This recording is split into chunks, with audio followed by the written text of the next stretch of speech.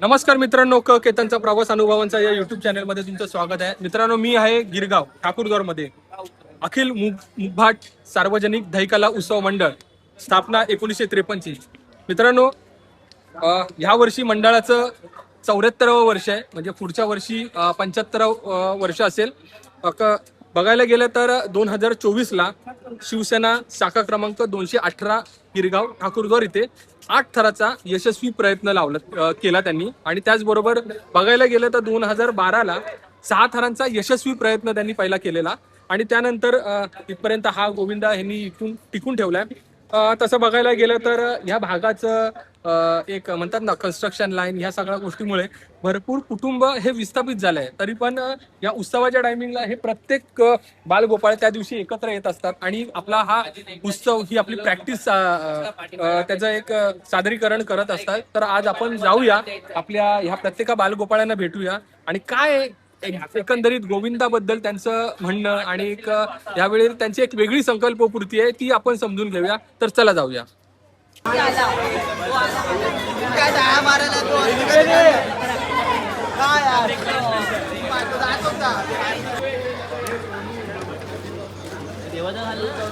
आपल्या बरोबर आहे या मंडळाचे, या पथकाचे प्रशिक्षक किशोरदादा धनवे आणि त्याचबरोबर मोहितदादा म्हात्रे. दादा नमस्कार.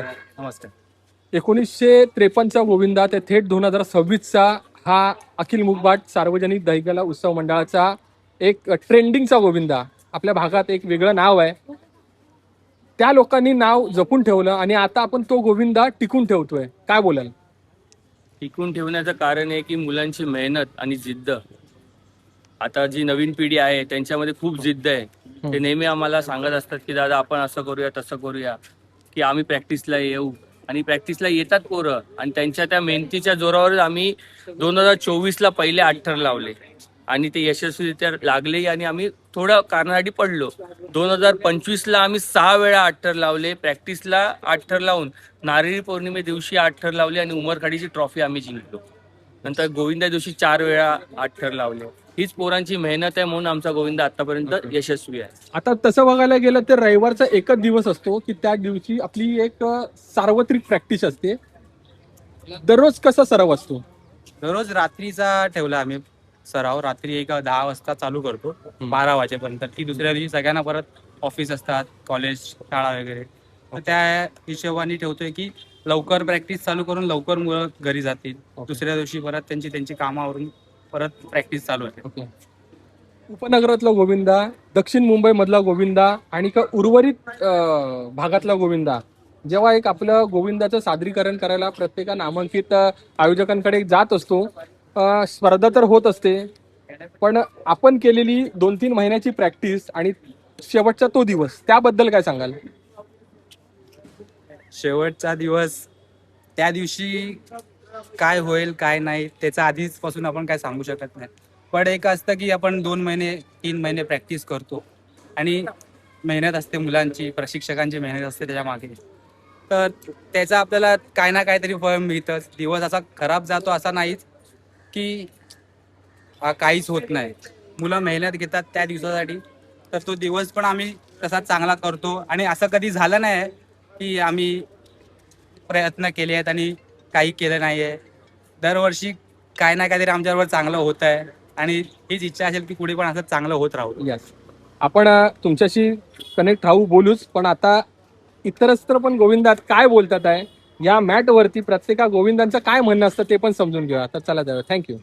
तर मित्रांनो, आपल्या बरोबर आहेत आपले छोटे, तुझं नाव काय बाळा? रिहान. रिहान. आणि तू राहायला कुठे आहेस? ओवालवाडी. अच्छा, तुझा काही वेगळा गोविंद आहे का असं? ओके. आणि इथे कसं आहे, तू कोणाबरोबर आलायस तू? माझ्या दादा. दादा. तुझं नाव काय बाळा? सोहम. आणि तुझं नाव? मिहीर. मिहीर. म्हणजे तुम्ही असं बघायला आलात, दादांबरोबर आलात. ओके, मस्त. ह्या पथकामध्ये एक वेगळा विशिष्ट आवाज, जी टायमिंगचा जो द्यायचा एक विषय असतो, तो ह्याचा असतो. तुझं नाव काय? रुद्र. रुद्र. रुद्र, काय करतोस तू? मी आवाज येतो. आवाज येतो. कितवीला आहेस तू आता? 5वी. 5वीला आहे. काय एक पथकासाठी तू काय एक असं एक तुला आवाज येतात, सगळ्यांनी काय तुला सांगितलंय की तुला तो एक आवाज द्यायचा आहे? जोरात द्यायचा आवाज. जातो ना आवाज सगळ्यांनी? कसं वाटतं तुला मुलांमध्ये, आपल्या सगळ्या दादा लोकांमध्ये? बरं वाटतं ना. ओके. अक्षय दादा नमस्कार. आपण बेसला आहेत का? मी दुसरा धरायला आहे. दुसरं. 8 थर जेव्हा लावत असतो तेव्हा मी दुसरा धरायला. आणि किती वर्षापासून तुम्ही पथकात आहात? मी वयाच्या 4थ्या वर्षापासून आहे. अच्छा, म्हणजे पण तेव्हा लहानपणापासून आहे, पण आता मी 15 वर्ष झाली आहे. ओके. कसा आहे तुमचा अनुभव, कसा आहे पथकामध्ये? म्हणजे आता ते वडील उपार्जित आले आमच्याकडे, अच्छा. की आपल्या बाबांचं नाव? बाळू पोवळे. बाळू पोवळे. ओके. वडिलांचा गोविंदा बघत इथपर्यंत तुम्ही आता तो घेऊन आलायत. भागामध्येच आपलं फिरणं असतं गोविंदाच्या दिवशी. काय विशेष वाटतं नामांकित गोविंदांना बघितल्यानंतर? एक असं विशेष काय वाटतं की खरं खरं आपला पण गोविंदा असावा? माझ्याकडे एक अनुभव आहे. जेव्हा आम्ही गेल्या वर्षी उमरखाडीमध्ये ना पहिल्यांदा 8 थर लावले, तर अनुभव असा होता की एवढी वर्ष आम्ही उमरखाडीमध्ये जात होतो तेव्हा असं आम्ही 5 थर लावताना असा विचार करायचो. आणि उमरखाडीतलाच आमचा कोच आहे अजय म्हणून, अजय शेलार म्हणून. अजय शेलार. हा, तर तो आम्हाला जवळजवळ 16-17 वर्ष आमच्या बरोबर आहे. तर त्याने आम्हाला 5 थर 6 थर आम्ही ना उमरखाडीमध्ये बघायचो की आपण कधी 8 थर लावणार. तो गेल्या वर्षीचा अनुभव असा होता की आपलं नाव नामांकित गोविंदांबरोबर आता घेतलं जातं. आणि गेल्या वर्षी आम्ही 8 थर लावले, तर आम्हाला ट्रॉफी पण मिळाली त्याच्यामध्ये. तर गेल्या वर्षीचा जे 8 थराचा जो अनुभव होता तो वेगळा होता. आणि तसं बघायला गेलं तर म्हणजे नाव टिकून ठेवणं आणि गोविंदा टिकून ठेवणं हे आपल्या हातात आहे. बरोबर. ओके. आणि आम्ही म्हणजे गिरगाव म्हटलं तर परंपरा ना, तर आमच्याकडे पारंपरिक गोविंदा पण होता, आहे अजून पण. असं नाही आम्ही म्हणजे बाहेर प्रोफेशनली उतरण्याच्या आधी आम्ही पारंपरिकता पण फॉलो करतो. Yes yes. म्हणजे आधी सीन वगैरे फॉलो करायचे की आता समजा 1 वर्ष आम्ही हे केलेली कुंभमेळा गेलेला. तर कुंभमेळाचं कसा करायचं तेव्हा आम्ही हे असे सीन जे आपले महाराष्ट्रातले म्हणजे आपलं गिरगावातलं प्रत्येक गोविंदा पथक हे फक्त दहीहंडीचा उत्सव साजरा न करता समाजाला काय एक त्या देखाव्यामार्फत संदेश देता येईल हा एक प्रयत्न असतो. येस. तर धन्यवाद दादा, तुम्ही बोलल्याबद्दल आणि तुमचं मनोगत व्यक्त केल्याबद्दल आभार. दादा, आपण बघतोय थरामध्ये टेक्निकली गोष्टीला जेव्हा घेऊन म्हणजे आपला 5 थराचा 6 थराचा गोविंदा निघतो. बेस मध्ये काय चालतंय, दुसऱ्याला काय चालतंय, सडनली एक जर्क देणं, पण तो एक जर्क बसणं, अशा काही गोष्टी होतात काय? हो, जर्क तर येतोच. कारण का जेव्हा उठबस होते थरामध्ये, जेव्हा शिडीवाले असतात किंवा वरती जाणारा जो 3 एके 4 एके घेणारा जेव्हा तो उठबस करतो तेव्हा तो जर्क येतो. पण मी पोरांच्या माइंडमध्ये एवढंच सांगून ठेवलं, जर्क आला तरी आपल्याला थर सोडायचा नाही, त्याच्यानंतर ती स्टेबिलिटी आली पाहिजे तुमच्यामध्ये. म्हणूनच तर आपण एवढे 2 महिने जी प्रॅक्टिस करतो याच्यासाठीच करतो की स्टेबिलिटी तुमच्यामध्ये आणा. जर्क तर येणारच आहे. प्रत्येक पोरगा स्टॅमिनावाला नसतो, प्रत्येकामध्ये तेवढी कॅपॅसिटी नसते. मग थोडे सांभाळून पण घ्या. नवीन पोरं पण आहेत त्याच्यामध्ये, काही त्यांना सांभाळून घ्या. ते पण कधीतरी तयार होतीलच पुढे जाऊन. आपल्या बरोबर बोलण्यासाठी आहे अभिषेक दादा मशेळकर. दादा नमस्कार. नमस्कार.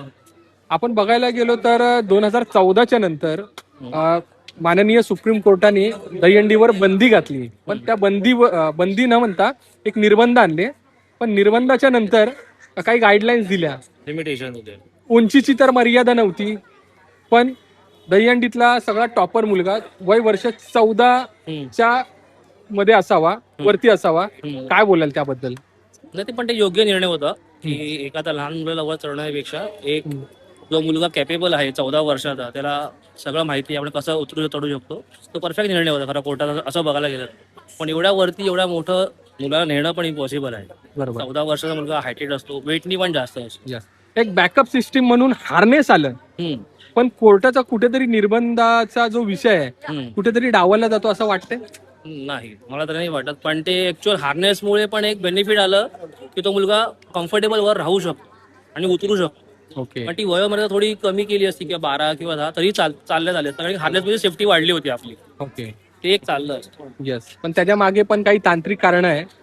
माननीय सुप्रीम कोर्टाने वयवर्ष 14च्या मुलांना च्याच गोविंदांना वरती का काय त्याची काही टेक्निकल रिझन आपण ते नंतर समजून घेऊया. 2012ला तुम्ही जेव्हा 6 थर लावले, त्यानंतर बघायला गेले त्याच्या अगोदर म्हणजे प्रोफेशनल म्हणजे मुगभाटचा जो गोविंदा जो प्रोफेशनल झाला तो कधीपासून झाला? 2009-10 आम्ही प्रॅक्टिस चालू केली. ते सेक्रेटरी होते पवळे, चंद्रकांत पवळे, त्यांनी आम्हाला एकत्र आणलं, अख्ख्या मुगभाटाला एकत्र आणलं. आणि आम्ही त्या मुलं यंग होतो आणि आम्ही तर बोललो ठीक आहे, हे प्रोफेशनल थोडं आणू ह्याच्यामध्ये आणि आम्ही प्रॅक्टिस चालू करू. म्हणजे कोणाला इजा होणार नाही, काहीच होणार नाही. प्रॅक्टिस करून आम्ही परफेक्ट झालो. टप्प्याटप्प्याने आम्ही इथपर्यंत पोहोचलोय. आता असं नाही की एकदाच पोहोचलोय. बरोबर. प्रॅक्टिस केली, 15ला 7 लावले, त्याच्या आधी 6 लावले, 24ला आम्ही सक्सेसफुली 8 लावले फर्स्ट टाइम आणि एकदाच लावले. पण 25ला आम्ही म्हणजे गिरगावात तर रेकॉर्ड तोड केला. पण ह्यानंतरच तसं बघायला त्याच दरम्यान खूप नामांकित पथकं पण तयार झाली. कधी कधी असं वाटायला लागलं की आपण पण त्यांचं अनुकरण करावं. नाही, आम्ही आमचा बरेच राहिलो. आम्ही आमचा गोविंदा सांभाळला, आम्ही आमची मुलं सांभाळली आणि आम्ही आमचा गोविंदा कसा वरती नेता येईल आमच्याच पोरांना घेऊन, आमचे सगळी मित्रमंडळी आहेत जेवढी पण आहेत तेवढी. बरोबर. माझाही मित्र, माझ्या मित्रांचे मित्र, असेच मित्र आम्ही एकत्र आलो. हा गोविंदा एकत्र केलाय.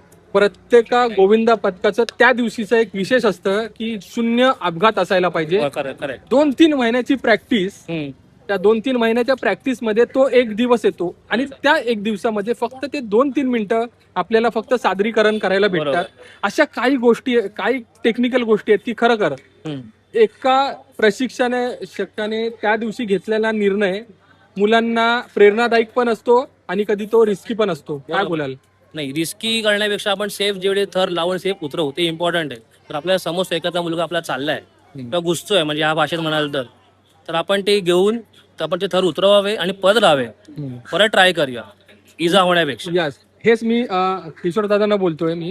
किशोर दादा, तुम्ही त्या टायमिंगला जो एक निर्णय घेता की खरोखर म्हणजे त्या टायमिंगला प्रतिष्ठित गोविंदा पथकं पण असतात, पण म्हणतात ना काय होईल ते होईल बघू, ती एक जोश आवेश ते काही वेगळंच असतं. पण तो निर्णय घेताना मनामध्ये काय चाललेलं असतं आणि म्हणतात ना की ही मुलं जशी आले ना तसं त्यांना घरी पण आपल्याला व्यवस्थित सुखरूप घरी सोडायचं आहे. निर्णय तर योग्य घेतोच मी, कारण का कसं आहे की मला मुलांची पहिली सेफ्टी बघावी लागते. जसे मुलं माझी सेफ्टी असतील तरच मी थर लावणार. दिवसभर गोविंदा आपल्याला चालवायचा असतो, म्हणजे प्रत्येक ठिकाणी थर लावायचे असतात, त्या हिशोबानेच मी थर लावत असतो. जर एखाद्या ठिकाणी वाटते की मुलं थकलेली आहेत तर त्या ठिकाणी मी थर जबरदस्ती नाही लावत. हा, जर मुलांच्या मध्ये जोश असेल, मुलं बोलली तरच लावणार. ते पण आम्ही 4 तर 5 तर चढल्यानंतर समजतं ना आपल्याला एक प्रशिक्षक म्हणून की कुठे मुलगा कमकुवत पडतो, तर ते थर आम्ही आपोआप उतरवतो. मुलांची सेफ्टी पहिली आमच्याकडे आहे. हा, मुलं जर बोलली तरच थर लावणार, नाही तर थर लावणार नाही मी, जरी मी प्रशिक्षक असलो तरी. बरोबर आहे यतीन दादा हळदणकर. मागच्या वेळेला 4 एक्क्यामध्ये कशा 5व्या थरावर होता, माफ करा 5व्या थरावर होता तो. ह्याच्या अगोदर कुठल्या पथकात होतास तू? आधीपासून म्हणजे जेव्हापासून मी गोविंदा सुरू केलाय तेव्हापासून मी आज गोविंदामध्ये अखिल मध्ये आहे. म्हणजे माझी फॅमिली वगैरे काका पप्पा सगळे इथेच. ओके. कुठल्या गोविंदा पथकाचा आदर्श घेऊन ह्या गोविंदामध्ये तू एक स्वतःला एक म्हणतो ना की मला असं वाटतं की आपण पण ह्या गोविंदासारखा एक आदर्श राहावं? जेव्हापासून मी बघायला लागलोय तसं माझगाव ताडवाडी, यस, त्यांच्याकडून जे 4 एक्के वगैरे Yes. चालतात त्यांच्या दर्शन नागती, अक्षय दर्शन राज. नागती, yes. ओके, यस, त्याच्यापासून म्हणजे त्यांना बघून वगैरे चालू केलं. ओके. आणि का तसं पण वाटतं की आपल्या पथकामध्ये पण तसं आपण बेस्ट द्यावा म्हणून? हो. ओके, या, थँक्यू. मित्रांनो, आपल्या बरोबर आहे विपुलदादा राऊत. म्हणजे जेव्हा हे आपलं मंडळ ला एक मार्गदर्शक लागतो तसे ते होते पण आणि आहेत पण. दादा नमस्कार. नमस्कार. मला एक गोष्ट सांगा की वर्षानुवर्ष आपण जेव्हा गोविंदामध्ये काही नवीन करायचा प्रयत्न करत असतो, पण प्रत्येक मंडळांच्या टेक्निक बघत असतो, काय एक वेगळे पण असतं ह्या सगळ्यामध्ये आणि मुलांची पण एक कॅपॅसिटी असावी पण लागते. तर तसं ते कॅल्क्युलेशन तुमचं कसं असतं? आमचं कॅल्क्युलेशन म्हणजे काय, पहिली मुखबाडातली सगळी मुलं एकत्र आहे. दुसरी गोष्ट सगळ्यांना प्रॅक्टिस या गोष्टीची देणार की आपण किती वेळ कसा थरावरती उभे राहतोय, थर आपले पडले नाही पाहिजेत, कोणाला इंजरी झाली नाही पाहिजे, त्याच्यावरती जास्ती फोकस असतो. आणि त्याच्यावरती आपण थर लावून उतरवायची आणि मग आपलं नाव कसं होईल आणि आपण पुढे पुढे जाऊ त्याच्या हिशोबाने. ओके. तसं बघायला गेलं तर जेव्हा तुम्ही पथक जेव्हा चालू केले म्हटल्यापूर्वीचे परंपरा म्हणतात 1953 पासून चालू आहे, पण जेव्हा तुमच्यावरती एक जबाबदारी असायची त्या टायमिंगला, म्हणजे अजून पण तुम्ही करताय, ते काय बोलताय तो अनुभव आणि आत्ताचं वेगळं होत चाललेला गोविंदा काय बोलाल? एक टाइम होता, मी माझी अंडी फोडायचो या गोविंदाला. आम्ही 4 थराला 10 वेळा पडायचे, असा गोविंदाची आमची रचना होती. 4 थर लागताना आमचे 4 वेळा 5 वेळा पडायचं आणि मग आम्ही थर लावायचो. त्याच्यानंतर मग आम्ही 5 थर लावायला चालू केलं. 5 थरानंतर मग आम्ही 6 थर, 7 थर आम्ही बरेच वर्ष लावायचा प्रयत्न केला. नंतर 8 थराच्या प्रयत्नासाठी आम्ही भरपूर वेळ घालवली आणि नंतर आता 2 वर्ष झाले आम्ही 8 थर सक्सेसफुली उतरवलं. तुमचा वैयक्तिक अनुभव कसा आहे पथकाबद्दलचा?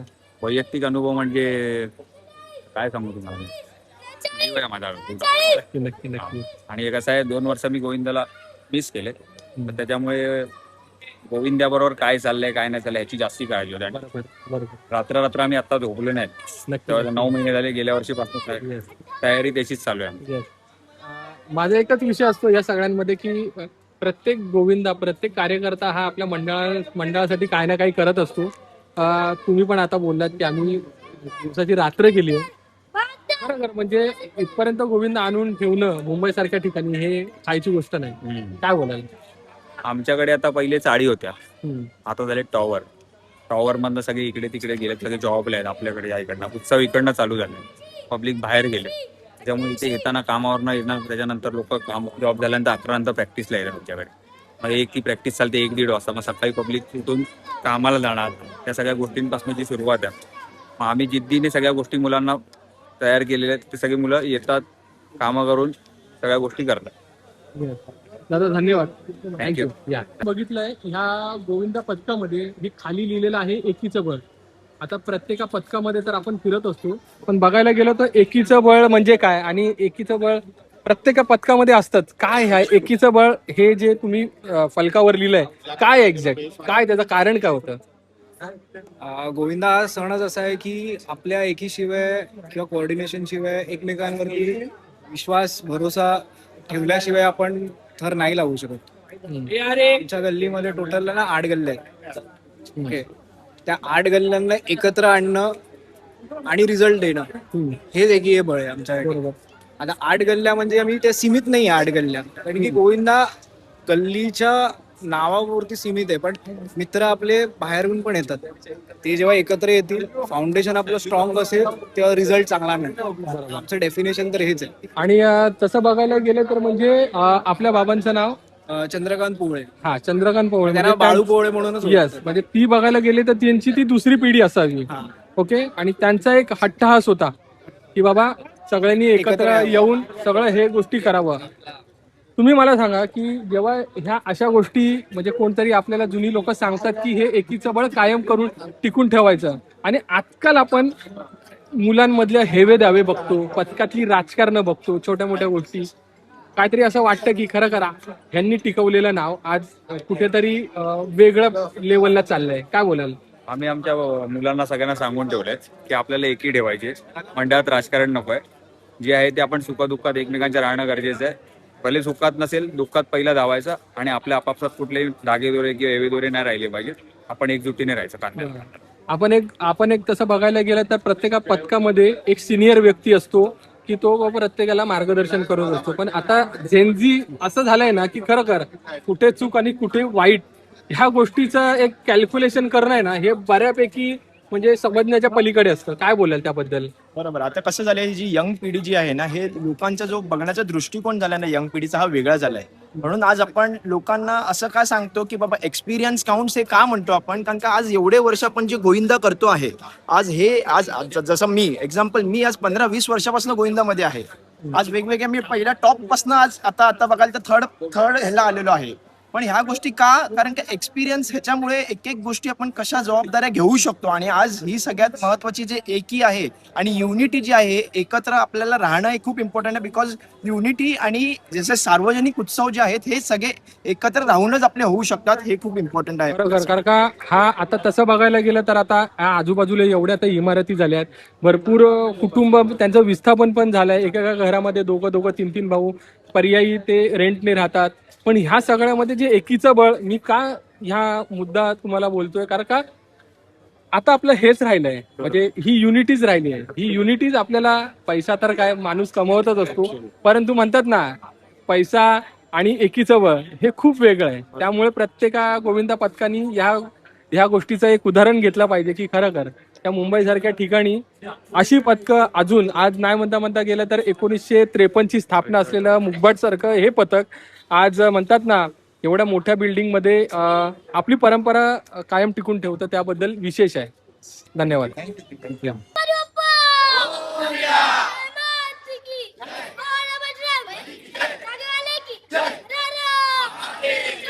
Sonia!